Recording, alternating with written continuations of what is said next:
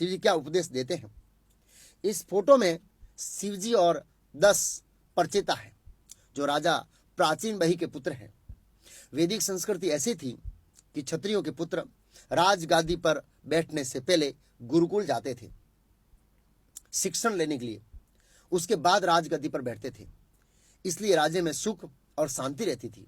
आजकल बिना ट्रेनिंग के बैठ जाते हैं, इसलिए समाज में अशांति है, क्योंकि नेताओं का हृदय काम, क्रोध, लोभ, मोह से भरा हुआ रहता है, जिसके कारण वो आपस में क्या करते हैं, झगड़ते रहते हैं। कांग्रेस भाजपा, कांग्रेस भाजपा।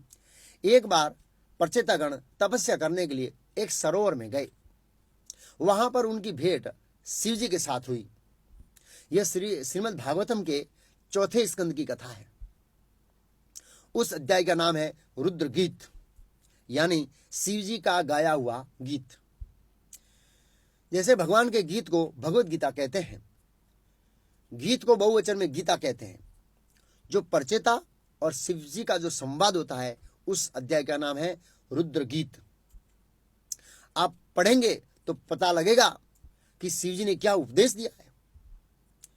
उस अध्याय में वर्णन आता है कि शिव जी ने कृष्ण मंत्र से परचेताओं को दीक्षा दिया और कृष्ण भक्ति करने का उपदेश दिया।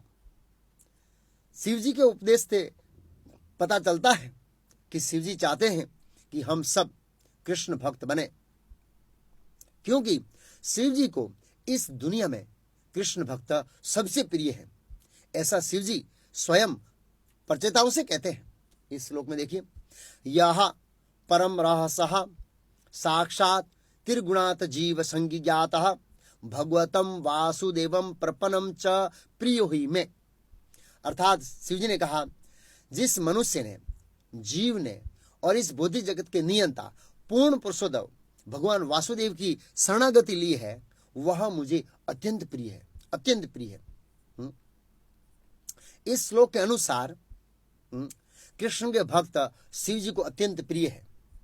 कई बार शिव जी के भक्त कृष्ण भक्ति में आना चाहते हैं, लेकिन डरते हैं कहीं शिव जी नाराज न हो जाए।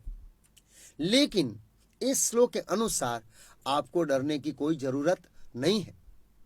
अगर आप कृष्ण भक्त बनते हैं तो शिव जी आपके ऊपर अत्यंत प्रसन्न होंगे। यह शास्त्र प्रमाण है, ये मेरा कथन नहीं है।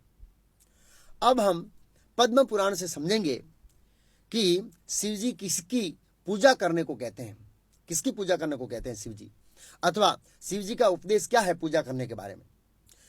पद्म पुराण में माता पार्वती जी ने शिव जी से प्रश्न पूछा कि अलग अलग शास्त्रों में अलग अलग देवताओं की पूजा का वर्णन है अथवा विधान है, तो उसमें से सर्वश्रेष्ठ पूजा किसकी है। तो शिव जी जवाब देते हैं, आराधना नाम सर्वेशाम विष्णु आराधनाम परम तस्मात् परतरम देवी तदिया नाम सर्व अर्चनम।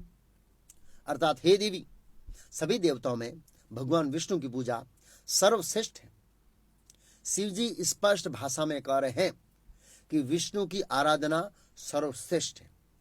यह श्लोक स्वयं शिव जी बोल रहे हैं, यह मेरा कथन नहीं है। इस कोर्स में मैं जो भी कहूंगा उसका शास्त्र प्रमाण है। आजकल सभी मंदिरों में भगवान को, देवी देवताओं को, गुरु को एक ही सम्मान आसन पर बिठा देते हैं। यह ठीक नहीं है। शिष्टाचार के अनुसार पीएम की कुर्सी, सीएम की कुर्सी, एमएलए की कुर्सी, कलेक्टर की कुर्सी का जो स्तर है वो एक जगह पर नहीं रहता है, अलग अलग स्तर पर रहता है। और कांस्टेबल को तो बेचारा खड़ा ही रहना पड़ता है। ऐसा नहीं है कि सबको एक सम्मान और एक जैसी कुर्सी पर बिठा दिया जाए, ये तो शिष्टाचार नहीं है। लेकिन ज्ञान न होने के कारण मंदिरों में सबको एक ही आसन पर बिठा दिया जाता है। अगर आप इस्कॉन के मंदिर को देखोगे तो पता चलेगा कि सब लोग अपने अपने स्थान पर है। कृष्ण सबसे ऊपर स्थान पर है, आचार्य अपने स्थान पर है और गुरु अपने स्थान पर है, सब अपने स्थान पर है।